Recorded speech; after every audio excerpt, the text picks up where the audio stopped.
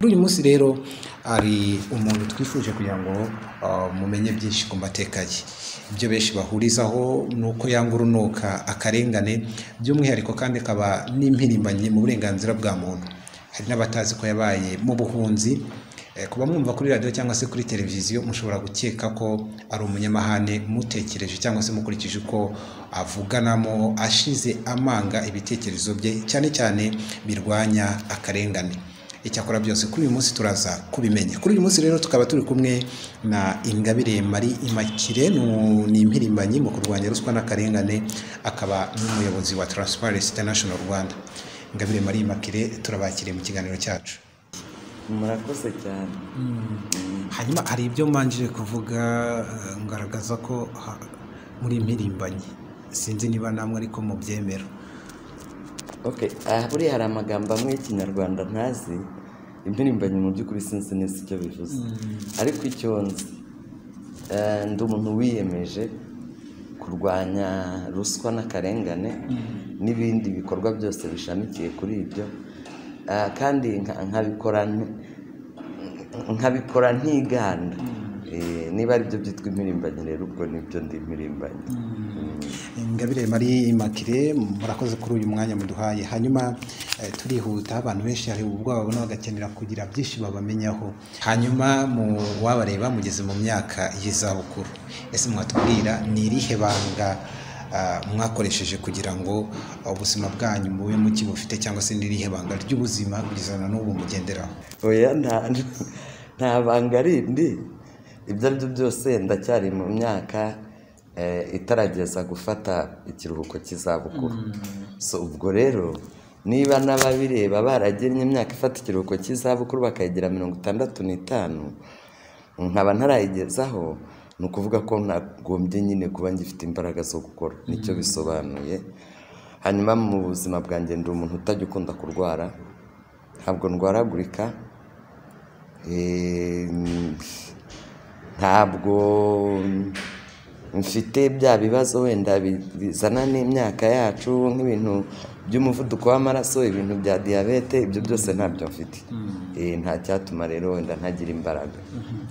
Hari abanyarwanda benshi babafashe nka role model wabo, mubyakira muti kumva ko hari abanyarwanda kugeza ubu bavuga ngo Ingabire Marie Immaculée ni role model wanjye? Hanyuma se mwebwe wenda ku ruhande rwanyu umuntu abitubwire, mwaba mufite role model, umuntu mugenderaho w'ititegererezo cyanyu? Ni abo bantu niba bahari birashimishije cyane, kuko ubwo bihita bingaragariza ko hari abantu bemera ibyo nkora kandi bakumva bifite icyo bimaze. Role models rero nanjye ndabafite burya nta muntu ubaho atagira role model, ntibishoboka. Ariko uwibanze wa mbere na mbere, kandi simbivugiye ko ari Perezida wa Repubulika, kuko ngira ngo mu bintu nakwemera ko nanjye niziho ni uko mvuga ikintu uko ngitekereza, ntarigize ikindi ndebera. Buriya nyakubahwa Perezida wa Repubulika ni role model wanjye ukomeye cyane, kuko ndamukurikira cyane buri gihe, nkareba ukuntu yitanga, ukuntu akora, ukuntu areba mbese ubuzima. Usanga azi ko ubuzima bw'abanyarwanda twese buri mu maboko ye, kandi agakora ibishoboka byose nta n'ikindi yitayeho.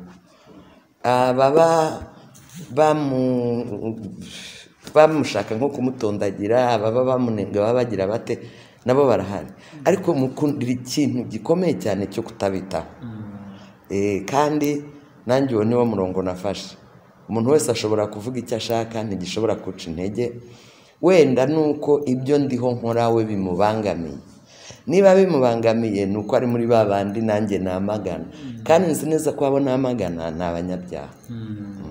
Inshingano mukora n'akazi mukora birakomeye cyane. Uyu munsi niyo mpamvu twifuje kugira ngo wenda tunamenye ku mavu n'amavuko, mudusangiza ubuzima bwanyu kugeza mubaye impirimbanyi. Ubisa kose mbanza mutaravutse ngo ushobora no gusanga atari byo wenda mwahisemo gukora. Oya, ntabwo ari ibyo mu by'ukuri nari nahisemo kuba nakora, ariko byenda gusa nabyo. Mu by'ukuri igihe navutse itariki 26 z'ukwezi kwa 12 mu 1962.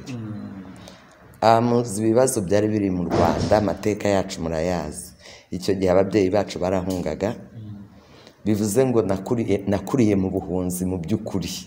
hagati aho uwo mwana avukiye mu karere muri mbere yari mu by'ukuri navukiye i Bukavu buriya bari bamaze guhunga ariko bari bakomotse mu karere ka Rusizi mu ntara y'Iburengerazuba.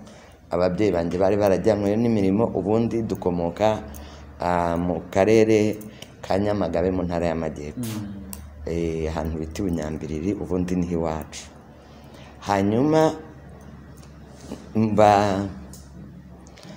urumva ko iyo uri impunzi mu by'ukuri uba uri mu karengane, ariko ndakura nk'abandi bana ndiga ibyo nashakaga kwiga. Of course sinabishobora kuko nyine nari umunyamahanga, noneho nza kwisanga nize itangazamakuru n'itumanaho, ariko atari ukuvuga ko ari byo nashakaga cyane. Nuko nyine iyo uri umunyamahanga, murabizi uri umunyamahanga, kandi twebwe igihe cyacu amashuri yari make cyane, n'abenegihugu bose ntibigaga uko babishaka, nta mashuri yigenga yabagaho, wigaga ibyo ubonye rero.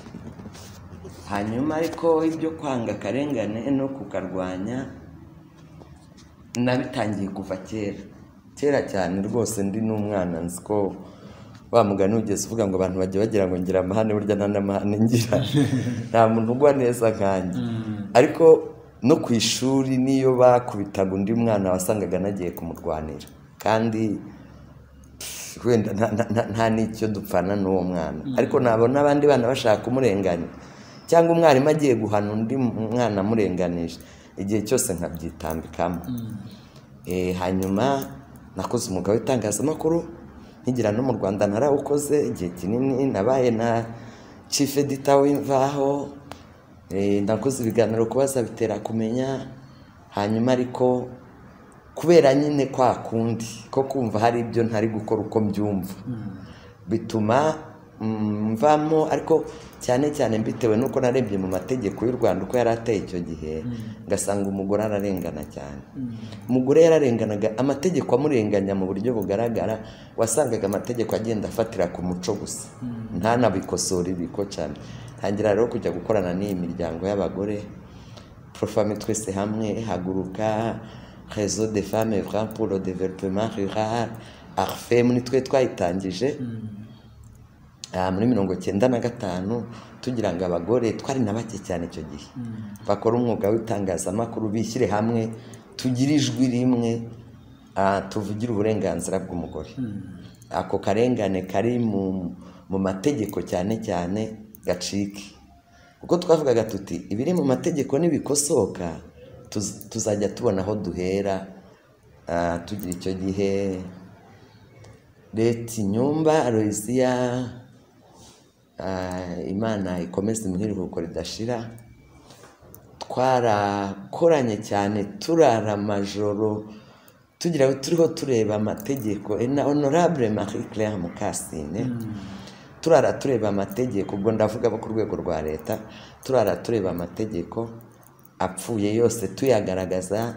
Icyo gihe muri Kinyamateka baduha page yishyurwaga na UNFPA. Aha mbonereho umwanya wo gushimira cyane Madame Rose Rwabuhihi, uyu uri Chief Gender Monitor, niho yakoraga icyo gihe urwo rupapuro, niwe waduhaye amafaranga yo kurwishyura. Tugakora rero inkuru yitwaga Menya kandi uharanire uburenganzira bwawe munyarwandakazi, tukagaragariza muri ayo mategeko. Icyo gihe ndetse no mu ngabo bari bafite, hari ikinyamakuru cyari cya Minadef cyitwaga Ingabo, bari bafite mu rupapuro rwitwaga Nyampinga, narwo n'igihe warwandikagaho. Mbese icyo gihe njya mu bintu by'abagore gusa imyaka itari mike.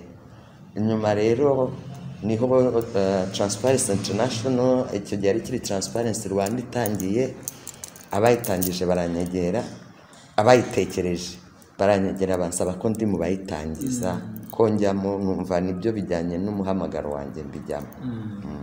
Kurwanya ruswa harimo abanyabubasha cyangwa se abantu batanga ruswa, ariko umuntu yavuga ko bakomeye, rimwe na rimwe bashobora no guhiga umuntu bakamugirira nabi. Ubwo bwoba ntimujya mubugira cyangwa ntabwo byigeze bibaho? Niba byarabaye mwabyitwayemo umuti?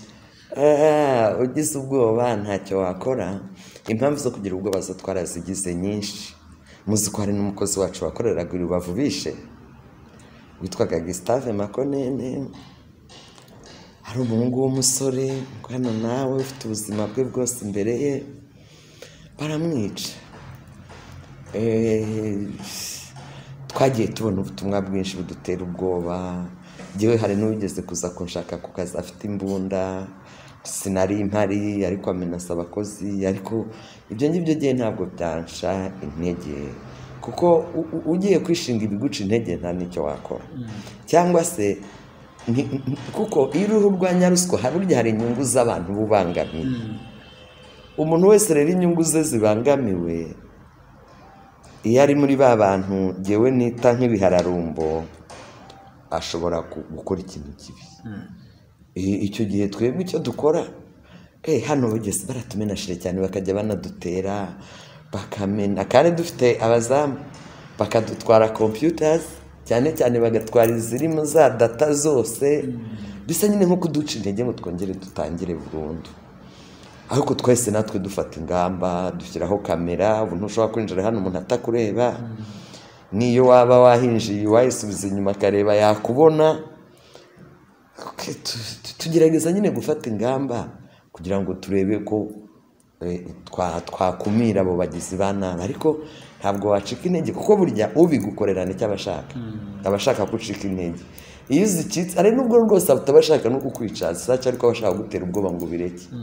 Iyo biretse rero urumva ko nawe uba umukamiye mu cyoze, kandi ntabwo ari byo. Ntabwo tugomba gusigira urubuga abagizi ba nabi, oya ntibishoboka ibyo.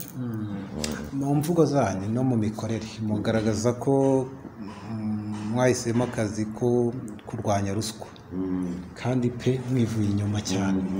Umuntu akibaza uwo muhate mukoresha, ese mwigeze musabwa ruswa biba intandaro yo kurwanya ako karengane? Sinzi wenda uko mubitekereza. Oya, ntawe uranyaka ruswa na rimwe. Njyewe nta n'uwo nayaka, kuko nta serivisi ntanga, ntacyo yabagura nanjye.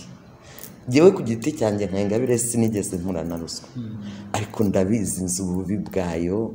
Sinahuye nayo ku giti cyanjye, ariko muri rusange nahuye nayo. Nzi ko ruswa nicyo kintu gishobora kudindiza iterambere ry'igihugu kurusha ibindi byose mukeka. Nzi ko ruswa nicyo kintu gitera akarengane ndetse kikanateranya abaturage na leta.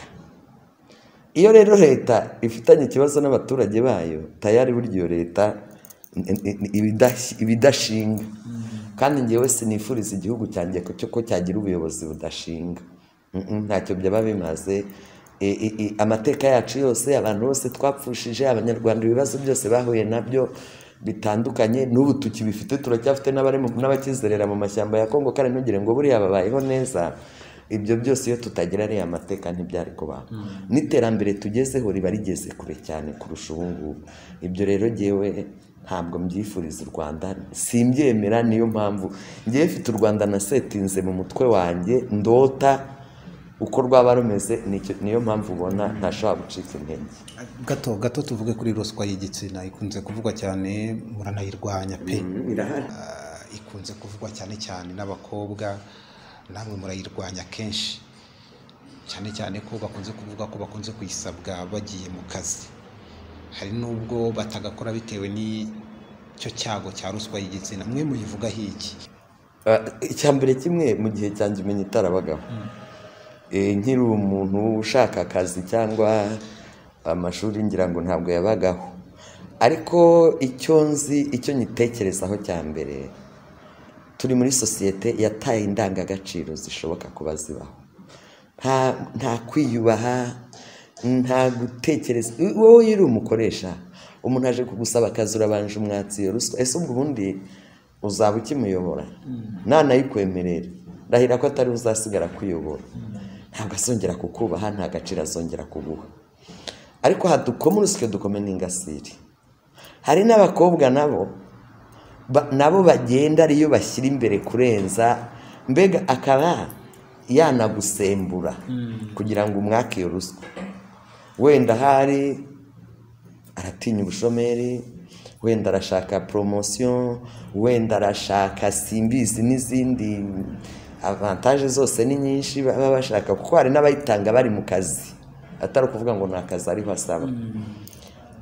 Ariko nabo ugasanga bayigira nk'intwaro, bayigira aho kuza akwereka ubushobozi byashoboye ibiki, akaza ari nk'ibyo yakwereka, nabyo birahari, ariko babitewe nuko nyine babonye ko n'abagabo bagwa muri uwo mutego. Iriya rero ni ikintu kibi cyane kurusha ndetse n'iy'amafaranga. Ruswa y'igitsina ni mbi cyane kuko wa wundi uyitanga imuhindura umucakara, aba umucakara wa wundi ayiha. Ibyo sinzi impamvu abakobwa batabyumva, abaye umucakara w'igitsina rwose, biriya babimenye ko ari uko bimeze, ariko na wa wundi uyaka arasuzuguritse kubera iyo ruswa yatse. Erega ntibazababeshye, umuntu wagiye muri ibyo nta cyubahiro yongera kugira rwose. Ibyo ngira ngo namwe murabyumva, nawe n'uwabikubwira wamusuzugura, niyo ubyemeye ariko uba umusuzuguye. Ubu nta cyubahiro kiri muri ruswa y'igitsina, ntacyo rwose. Hanyuma tuvuge mu buzima bwa muntu, buri wese agira ikimushengura n'ikimushegesha, rimwe na rimwe araba badashaka no kubyibuka. Mwebwe n'iki wenda mu mateka yanyu ku buryo wenda gishobora kuba cyaranabasigiye isomo nubwo kibabaje? Ikintu cyambabaje cyane ni urupfu rwa mama wanjye umbyara, kuko mama mu buzima bwanjye yari umuntu ufite agaciro ntagereranywa, ntabona ntamenye uko mvuga. Yapfuye mu 2014, ariko ni ibintu byankomerekeje cyane, n'uyu munsi twicara nananiwe kubyakira, sinzi niba nzanabishobora. Ikindi kintu cyambabaje nacyo ntekerezaho kenshi ni jenoside yakorewe abatutsi yabaye mu Rwanda, nayo nananiwe kuyakira, nananiwe kumva ari ibintu umuntu yabana nabyo, n'ibyo bibiri gusa. Hanyuma kuva umwana akivuka no kwihangana cyane, wenda tubihanganishe kuri urwo rupfu rw'umubyeyi, kubura umubyeyi birashengura. Tugaruke mu bwana, kuva mu bwana kugeza aho umuntu Nyagasani amuhamagariye akitaba Imana. Hari igihe umuntu avuga ati aya ni amakosa nakoze, ariko wasubiza inyuma nayakosora.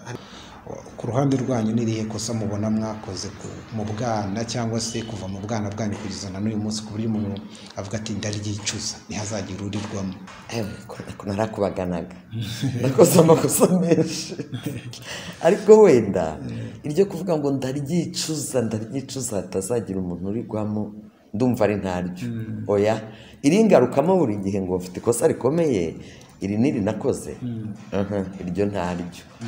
Gusa amakosa yo nakoze menshi rwose, kuko narakubaganaga cyane.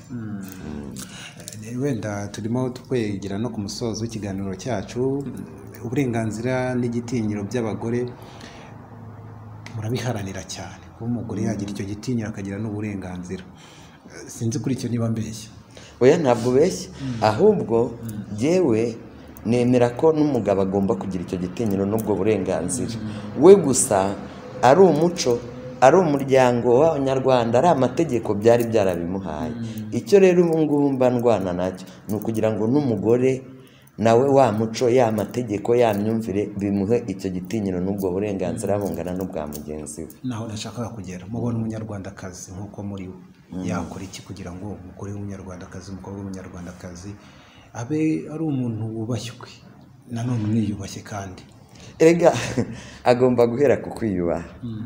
Hari ikiganiro nabonye nyohererejwe n'umwana mu bana, ndi menta wabo, tugira ibintu bya mentorship program, hari abana nkurikirana cyane. Noneho hari uwanyoherereje ikiganiro, hari umumama w'umuvugabutumwa, umumama unatuje. Ubundi rwose ibi biganiro byo kuri YouTube gese nkunda kubireba kubera impamvu ebyiri. Iya mbere, ibyo usanze muri titre si ibyo usanga mu nkuru, noneho ngasanga nta mpamvu. Icya kabiri, nta etike ibamo, buri muntu wese yivugira ibyo ashaka n'uko abyumva, nkabona ntacyo bifashije. Nk'uwo mama yavuze nyine ubuzima bw'ibibazo bye yagiranye n'umugabo we bashakanye, bo biranababaje, kuko jewe naranamurebye ndavuga ko umugore we usa kuri unatuje kuri yagiye twapfa ikingiza Imana ikamumpa. Noneho aza kuvuga ngo no ku murenge ngo iyo bagiye gusezerana ngo baravuga ngo umugabo n'umugore nibajya impaka ntibafata umwanzuro, ntibagire umwanzuro bahurizaho, ngo bazajya bafata uw'umugabo. ibyo ntaho biba na hamwe mu itegeko. Ingingo ya 209 ndetse n'iya 208 mu gitabo cy'amategeko y'umuryango, itegeko ry'umuryango, zisobanura neza ko umugore n'umugabo bombi ni abatware b'urugo rwabo, bombi bafata ibyemezo ku rugo rwabo, iyo banze kumvikana babishyikiriza inzego zibifitiye ububasha. Inzego zibifitiye ububasha rero ubundi burya ni ebyiri. Mushobora gufashwa n'inzego zibanze bashoboye kubunga bakabumvikanisha mukagira. Iyo bitakunze ibyo mujya mu rukiko. Nta bandi, nta kuvuga ngo umwe ngo afite uburenganzira buruta ubwundi. N'uwo munyamakuru wakimuhaye maze kucyumva naramuhamagaye nawe turavugana. Ndabona none kuko itangazamakuru mugomba no kwigisha, mutanga amakuru mukigisha mukanafasha abantu kwidagadura. Iyo rero ubyemeye nawe gutyo ngo niko bimeze, hari abantu benshi cyane ubuyobeje. Nk'uwo mwana yabinyoherereje ubona ari confused, ati none se itegeko ryaje guhinduka, ati mpereye kuri rya rindi mwatwigishije. Urumva ko ni umwana mutoya, n'umwana mutafite imyaka 17. Yabona turababara mu bana rwose, n'itegeko rimwemera nk'umwana. Byahise bimushyira mu gihirahiro, aravuga none se ibiri ukuri ni ibihe? Rero tugomba gutandukanya leta tugatandukanya n'amadini. Leta ni iy'abantu bose, abanyamadini atandukanye yose, n'abatagira n'idini babamo ko nabo barahari, n'abatemera n'Imana nabo barahari. Abo bose leta irabareberera. Ubwo rero niba uzanye imyemerere yawe yo mu idini ni uburenganzira bwawe, ariko bigumize mu idini wivuga ngo no ku murenge niko bavuga iyo basezeranya abantu, kuko ntaho biri.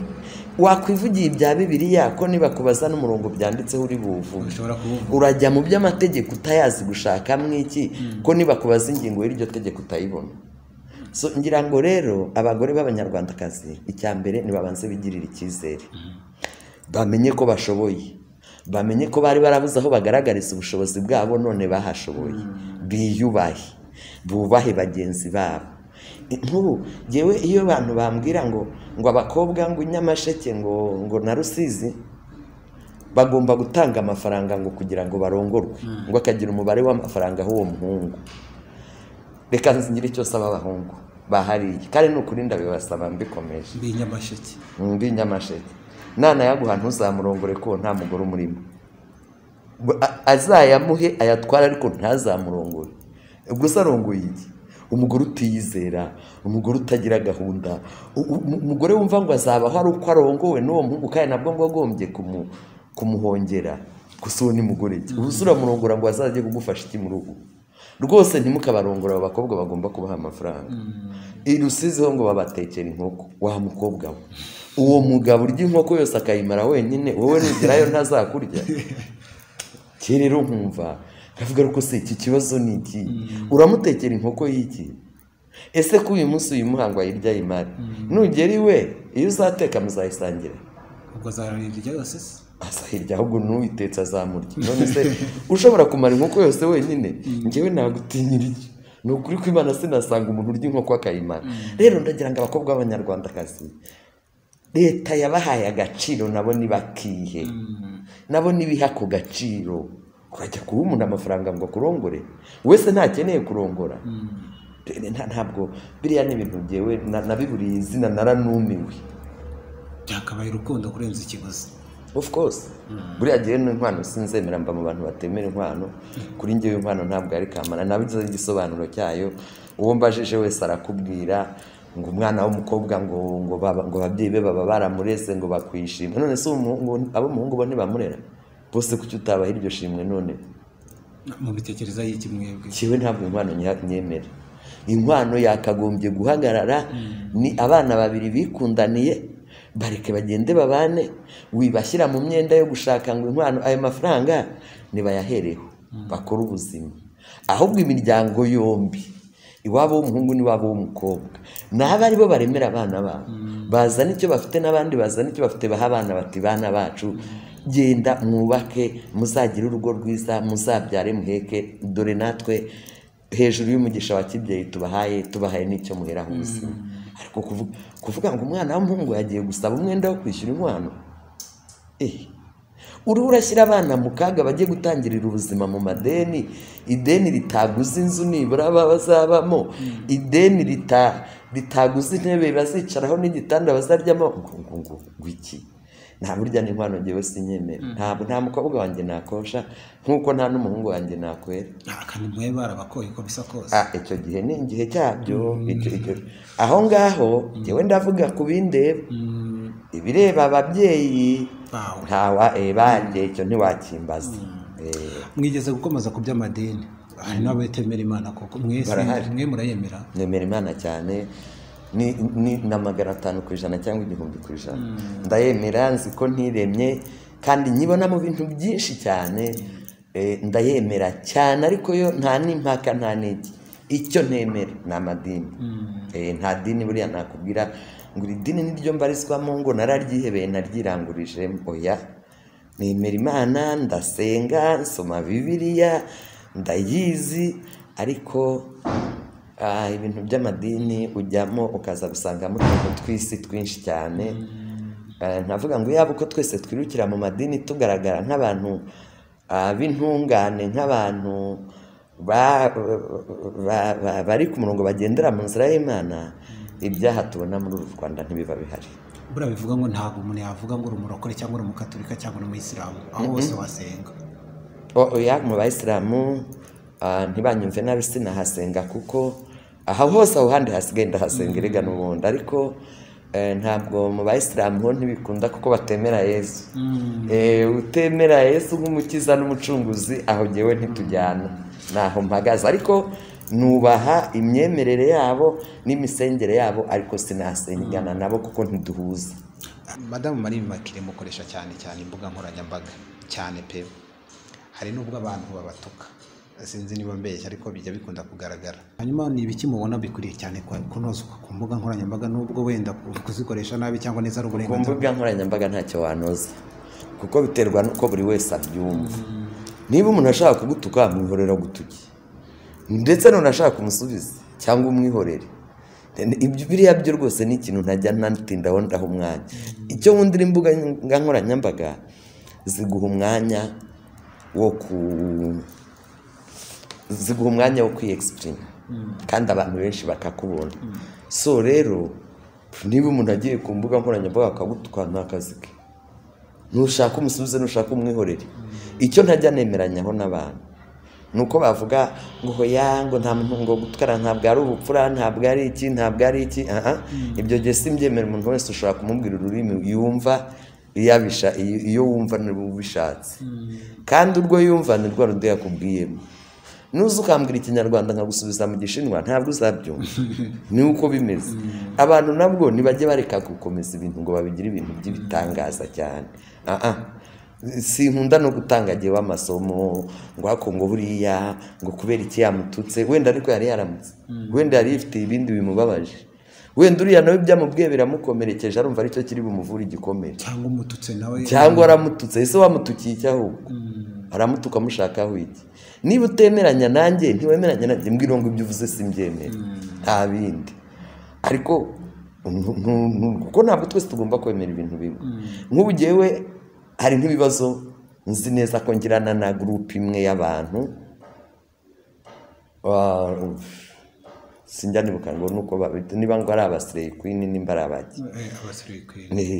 Ntabwo rwose mu muco wanjye, mu myemerere yanjye, mu burere nahawe, muki simbyemera. Kubera rero uko ngiye ntabyemera, kuko nzi ingaruka yabyo. Biriya urabibiye imyaka. Urabona uyu mwana w'umukobwa utwicaye imbere cameraman, uyu munsi ashatse yakwigira slay queen, nyuma y'imyaka 20 bizaba bigishoboka? Azongera yambara ubusagire n'umureba? None se ubwo ari barategura iki ubu ngubu? Nje rero si cyo nifuriza umwana w'umunyarwandakazi.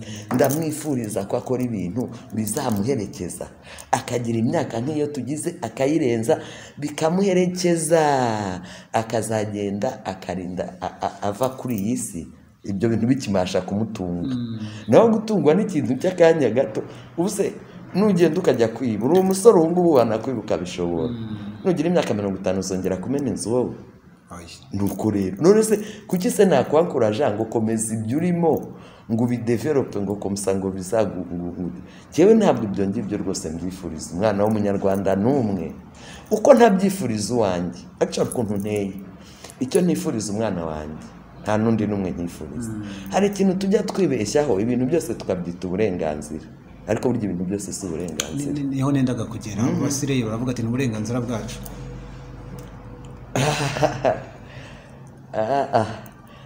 Wenda mbivuze mu ndimi z'amahanga niho nabimenya, mu kinyarwanda reka mbigerageze.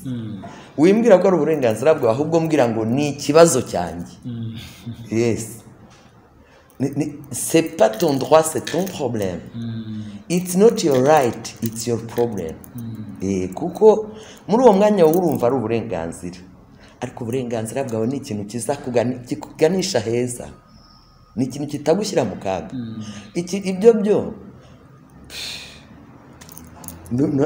nigeze kubaza umuntu iriya muri za Gicumbi impamvu bari kurwanya kureka kanyanga, aravuga ati atireka kunywa kanyanga ndi uburenganzira bwacu.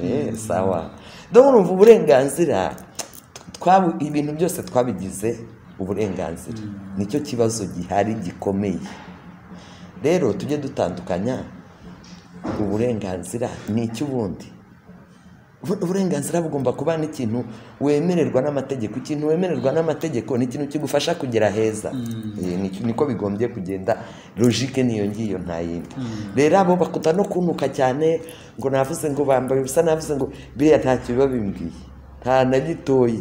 Ndakomeza nkanabacalenjinga nkababwira still ntuze kwibeshya ngo kuko nitutubaha imibiri yacu twebwe nk'abakobwa n'abagore, wowe uri umukobwa ntiwubaha umubiri wawe, uwanitse hariya ku gasozi, kuki se noneho uza gutangara ko abandi bavogera? Bazawuvogera kubera icyo? Ndabikora hiye. Kandi niwiyubaha bikakubaho bizaba ari ibyago wagize, ariko ntabwo uzaba wabiteje. Ni nka kwa kundi nujya mu kabari ukanywa ugasinda, nukubitwa ntuzatangare. Niba wasinze mu kabari ugatangira kurwana, ugatangira kwanduranya no kwiyenza, uzakubitwa. Utasinze yitahira amahoro, nukubitwa utasinze izaba ari impanuka. Tugire dutandukanye ibintu, umenye ngo ibi bintu wenda uyu mwanya hari inyungu ndiho mbikuramo, ariko ni inyungu y'igihe kingana iki. Madamu Ingabire Marie Immaculée, wenda tunasoza n'icyo kibazo cya nyuma nubwo twatukivuzeho. Hanyuma urubyiruko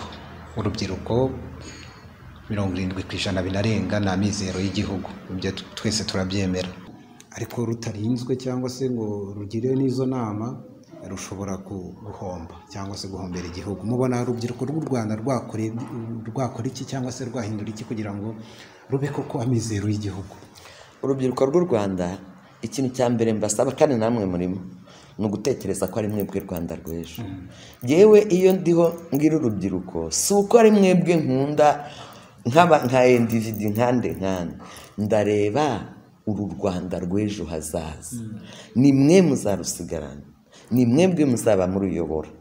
Kuba umuyobozi, kuba umuntu w'ingirakamaro birategurwa, ntabwo ari impanuka, ntibigwirira umuntu. Bitegurwa bite rero? Bitegurwa wiga kugira indangagaciro, wiga kumenya ikigufitiye akamaro n'ikitagufitiye akamaro, wiga kumenya inshingano zigutegereje ejo nizihe, ese izo nshingano kugira ngo nzazishobore ngomba kuba meze gute? None se niba uri umwana w'urubyiruko nk'uko kwanyu, uyu munsi ukaba uri umusinzi, ujya mu kabari kuwa gatanu ukazavamo kuwa mbere mu gitondo cyangwa ku cyumweru n'ijoro, sibyo? Ugenda ugwana uducupa n'udukombe tw'inzoga. Ubwo koko urashaka kumbwira ngo nugira iriya myaka 30 umwanya w'ubuyobozi, umwanya wa responsibility bazaguha uzawushobora uti? Kandi warireze nabi, warimenyereje bene ibyo bintu. Urajya mu ishuri ntiwige, aho kwiga ukirirwa mu bindi. Ubu noneho na social media zaraje, ugasanga bari kuri WhatsApp, bari kuri Instagram, bari kuri Twitter, bari nturiho wiga. None se nutiga uzakuraho ubumenyi? None se nutagira ubumenyi uzamarira iki gihugu? Kuzakomeza uri umutwara ahubwo kuri societe. Ngiye rero nk'umuntu wifuriza uru Rwanda kugira gutera imbere, karwifuriza kuramba, nkarwifuriza buri kimwe. Nicyo gituma abo ntindaho cyane n'urubyiruko. Ndavuga ngo kuko bacana umugani mu Kinyarwanda ngo izijya guhona zihera ku nama, cyangwa ngo uwanga agakura baga umutavu. Icyo gihe rero nicyo mpamvu nifuza ko urubyiruko n'ukuri mutekereze ko ari mwe Rwanda rw'ejo, mutekereze ko ubuzima bwanyu buzaba uko mwe mwabuteguye. Niba rero mudatangiye kubutegura uyu munsi ngo mugire indangagaciro, mwumve ko iki gihugu mugomba kugikunda, mwumve ko iki gihugu ari mwe gitegereje, mwumve ko mugomba kuyubaha, mukirinda ingeso mbi, mukirinda kwandagara, mugacyaka cyane cyane kumenya kugira ubumenyi, mukagerageza kureba icyo mwakora kibateza imbere. Byambabaza cyane. Turabashimiye cyane, ni kubw'umwanya wanyu w'ingenzi mwaduhaye, kandi twizere ko Imana ikibatije n'indi minsi yo kurama tuzakomeza tuganire. Murakoze, ngewe nzarama, ngewe ndi mu bazarama. Murakoze cyane. Namwe kandi namwe ndabibifuriza rwose. Murakoze cyane. Namwe mwamukurikiye Flash TV. Uyu musozo w'ikiganiro cyacu cya ni muntu ki cy'uyu munsi. Icyakora uyu ntabwo ari we wa nyuma. Tubararikiye kuzakomeza gukurikirana n'ibiganiro nk'ibi bya ni muntu ki bizakomeza gutambuka kuri Flash TV. Abanyapolitike mwese bose, cyangwa se abanyapolitike bose mubona, abenshi mu bafite amatsiko kumenya aho bize, kumenya uko bageze kuri ziriya ntebe n'ukuntu bakomeza kuzitwaramo, kugira ngo cyangwa se n'ubunyangamugayo bakomeza kugira n'imbogamizi bahuye nazo, kugira ngo n'icyatumye bazinesha kugeza kuri uyu munsi bakaba bakiri mu buyobozi, cyangwa se bakaba nubwo baba baratambutse ariko bakaba baratambukanye umucyo. Abo bose tuzabasura. Ikiganiro ni muntu ki nakagaruka.